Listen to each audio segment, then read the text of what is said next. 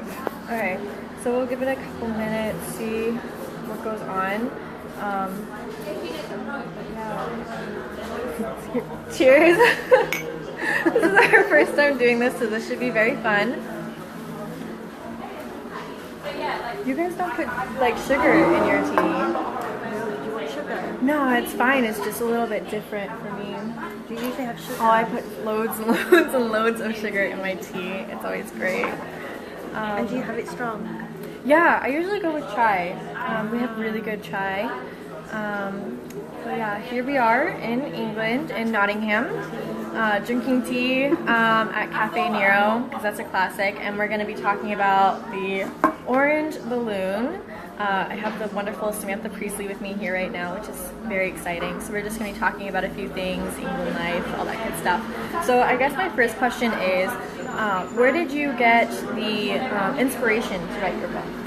Well, me and my sister were in central London one day, walking down the street, and walking the other way was Christopher Eccleston, ex-Doctor Who. Oh my gosh! You saw I told you, it was a funny story. She saw Christopher Eccleston. Well, oh, there it is in the book.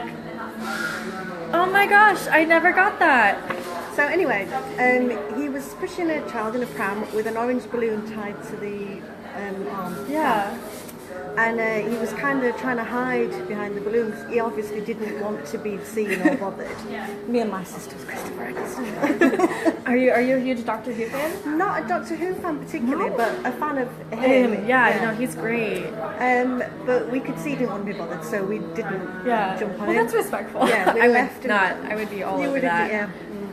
And so, but we carried on, and we just carried on talking about it, me and my sister, and we decided that maybe Christopher Eccleston takes an orange balloon everywhere in life to hide behind, to avoid randomers like Okay, us. so he's just like hiding That's behind what this balloon. we That's thought. what. Okay. That's, maybe he just does this all the time. And so I posted this on Facebook as a joke, and members of my family started sending me pictures in random places, in pub or something, hiding behind an orange balloon, and then the other member would say, oh, Christopher Eccleston's in the pub.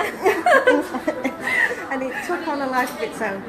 And then Jessie, our editor-in-chief of Folded Word, messaged me one day and she said, oh, I love all this Christopher Eccleston stuff, this is amazing. I'd really like you to do a book based on, not particularly on Christopher Eccleston, but based like on the idea of a man that hides behind an orange balloon. Why he does that, she was leaving up to me. So yeah, I took that and You got the wrote orange balloon. wrote a That's story so great. around that idea. Yeah. Oh, that's very exciting. Okay. And how is your feedback for the book been? It's been out for a little while now, which is great. Yeah. It's been really positive, yeah. Everybody who's read it has really enjoyed it. I did a book event at a library last September, and got a follow-up email from someone there who said he'd really enjoyed it, and he felt that there was a lot of themes in it for such a small way, because it is, very small. Book chapbooks are really small, but he saw a lot of wider issues in the story. And it's been I've had really good feedback, good reviews on Goodreads. Yeah. Okay, good. And well, while we're here, do you want to read a favorite chapter of your book? Let's do that. Okay, so I'll read Chapter 9, Camden Town. Sounds good. By the canal, alongside the busy street food stalls, you could find some prize leftovers. He imagined himself like a bird, hovering close to groups of people and then watching to see what they dropped before diving in to retrieve the end of a burrito, 2 mouthfuls of chili in a polystyrene carton. Water was a problem, but sometimes groups of tourists would drop a half-empty bottle on the grass because they didn't want to carry it anymore. Or, and he hated to admit it, he could usually beg a cup of tea from someone. Most of the time, though, he didn't think about food or water anymore. It was strange how urges had left him, like all his old needs had been taken and replaced by the searching and the moving and the orange balloon. He walked up onto the high street. It was too busy up here, but at the same time, no one seemed to pay him any attention. The people who walked here all had their own edges, and they didn't seem to think anything of Chris's. In a strange way, he blended. He passed shiny shop windows and saw a man there he didn't recognise. His hair was too long and flecked with bits of grass from where he'd laid down, greasy and dirty. His clothes were crumpled like spun linen, and the balloon. He hadn't noticed because he'd always kept it so close to his face now. He hadn't looked at it properly, with any distance, for days. The balloon was smaller, and its skin was puckered. He pulled it even closer to his face, pushing in at his nose so he could breathe it still. He felt the thin rubber give to the dent of his face. He didn't feel any panic at all. He looked up at his reflection with the one eye not totally covered by the balloon. The shop window drained colours and made everything appear liquid. But still, he looked at himself, this stranger he had become, and there was only one thing now that he knew was still him. In the glass of the shop window, he saw the skin on his face with an orange glow. Oh, that's beautiful. And is there a reason that's your favorite, or? Well, I love Camden. Have you been to Camden yet? Honestly, I don't think I have yet. In London? No, we haven't been to Camden yet, right? No. Next trip, maybe. Yeah, You have to go to Camden. It's amazing. Okay, well A then I'll lot have of to go check that out. vintage markets and street food stalls, Okay. and yeah, it's incredible. I love that kind of stuff Yeah. too. Like we have beautiful things in the States, but like England's so different. Yeah, It's so you great. definitely need another trip to do. Yeah, London. I'll have to come back. Yeah, but yeah, so I love it in Camden. Okay. And yeah. That's really cool. And so, what are some of the other questions? Oh, what other works are you thinking about doing with Folder Press? Or you have anything coming up? Me and Jessie have talked very tentatively about an idea that we may talk about when she's over in May. Okay. A bit more. I don't want to say that if then she's going to just scrap it. But there is possibility. Yeah, we have to talk because the folded word blog that I write, column, is based on the theme of our need for small green spaces in an urban landscape. And I usually do use quite a lot of Yorkshire locations in that. And so she's put an idea of doing a book of small passages, all based in different locations in Yorkshire. Yeah. So she's coming to Yorkshire in May, so I don't know, maybe I think we're going to talk more about that idea. That sounds like a great idea though. I mean, I haven't made my way up there yet, but again, more and more tips You're are needed. almost there. Yeah, We're so close. So that's exciting. And as an author, okay, so a lot of our authors with Folded Word are poets. So how do you relate to that community being a short story writer? Is it a little bit different? Are there like tension? Oh no, we don't have any tension. I know quite a few poets as well outside of Folded Word, and I don't write poetry and I don't read that much poetry either, I'm afraid. But I think really short prose like these, I don't think it's all that different to long poems, and short prose can be very similar. Yeah. All right. And let's talk a little bit about the cover. So I know that Megan Graustein did it. What did you think of her work? Did it go along with your vision? Yeah, I was really pleased with the cover when it came. It is beautiful. Yeah, and I really like the illustrations inside, yeah. in between the lines. I mean, there's so many. But I really, and the little orange balloon on every page. Yeah, I love it. It was hard to imagine when we were talking about it what it would look like. But I was so pleased with it. So then you're very, very happy with the final form, and the artwork inside is great, and the writing is great, everything is great. Oh really? I didn't know that. Okay, scoop, it's her favorite book. How many other books have you written? I did one previous chapbook with Folded Word called Dreamers. That's not illustrated. Oh, okay. That's just a long short story. It's one long short story. And then two novels. both with small British publishers. And there should be a third one coming sometime this year with my publisher in Leeds, Harmony Press. That's really good. Okay. So, lots of writing. Lots of writing. I saw on Facebook you posted the other day that your, I believe it was your daughter, was like, you need to write more. My stepdaughter is 5, Oh. and she just came out with a comment, and she just said to me, "You need to get making a book." I don't think she knows what goes into it. No, it's a lot of work. But yeah, she's quite right. As we all know, you do the comment, or sorry, not the comment, you do a column with Folded Word. How does that work for you? Do you enjoy doing that? And like, how much work goes into you for your ideas? Sometimes it's a bit challenging with the theme, and I have stretched that theme sometimes. And it's nice because I've given a lot of freedom with it, so I can basically do what I want as long as the theme fits in somehow.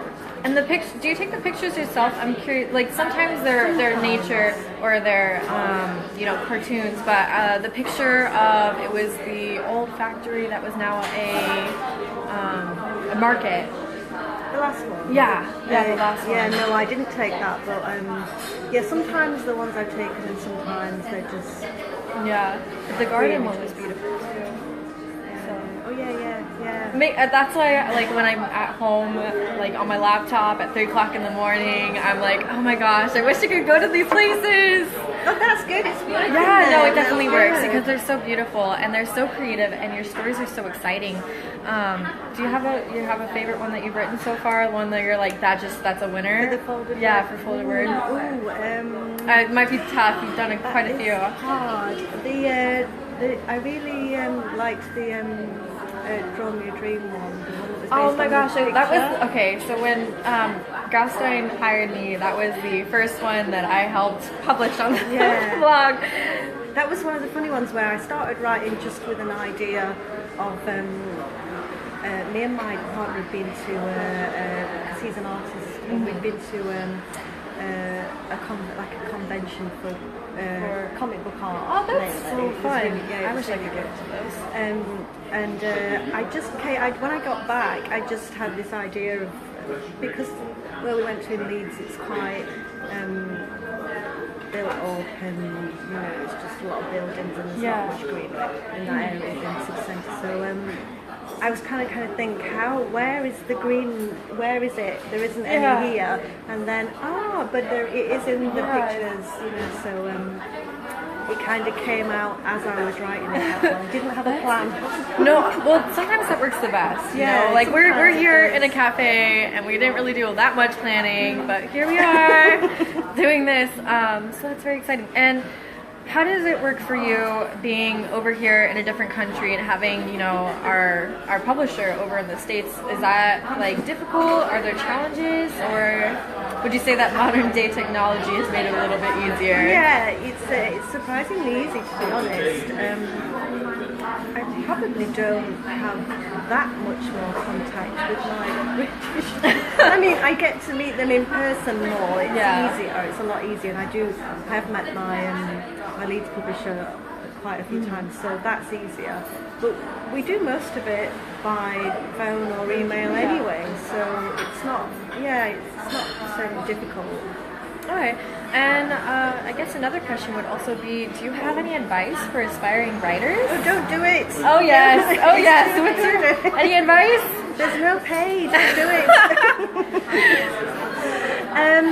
You've just got to be very determined and patient. You've got to be very, very patient. I think people who are just starting out, it's good to have enthusiasm, but then at some point it's not for the faint-hearted. You realise at some point that this is going to take a lot longer than you thought. Well, with that being said, how did you get into writing? Did you just enjoy it as a kid? Yeah, I've got a photo that I keep on my desk of me aged about 8 or 9, and being given the writing prize by the Lord Mayor, and they won it every year. That's so fun! And I keep that there just to kind of remind me that this is what I've always wanted to do. So when it gets tough, well, I can look at that and think, yeah, but what else am I going to do? Yeah. That's all I ever wanted Yeah. to do. So, I mean, you're living the dream of an author. You're Living working the dream. and living the dream. yes, that's true. I am. I don't want to say I'm lucky because it's not luck. You have to. You worked hard. Yeah, for years and years. I mean, for the first few years, I didn't hardly make anything. I wasn't making a living. I am now. So. So you've gotten out there. Yeah. But yeah, it is hard work, but it's completely possible if you're determined. That's good. All right. Well, there is hope, guys. You heard it from Samantha Priestley. All right. Well, do you have any other things that you want to discuss before we drink the rest of our tea? That's a tough one. Put me on the spot now. I know. No. That's fine too. All right. Well. Oh, but you did ask me earlier about the folded word community. Oh yeah. Okay, because, let's talk about that. That's really important, I think, to have that. And also with my other publisher, we're the same. We call ourselves the On the Press Gang. So it's really good to have, even if it's only online interaction, which most of the time it is. You don't really meet these people in real life much, but we all support each other. Yeah. So the folded word authors, we're all connected on Facebook and Twitter and Instagram. We all Are present. Yeah. Okay. Yeah. And do you ever like get influence or like ideas from each other, anything like that, or? I don't think we have. But that's the way. Maybe we should. Yeah, collaboration. Yeah. No, I don't think any of us have done that. No, most of them are in folded word poetry, as we said. So that would be quite interesting, actually, wouldn't it? Yeah, that would be. To mix the two. J.S. Graustein, new idea. Quite good, yeah. That'd be Mix amazing. it, yeah. Okay. Well, with that being said, I think we have talked about quite a bit. Yeah. Yeah. All right. Our Well, first time on Facebook Live, and I got to go to another country for it, so that's She great. came all the way here just for this. It's great. All right. Well, thanks guys for listening in, and this is Sarah Gibson and Samantha Priestley signing out. Bye.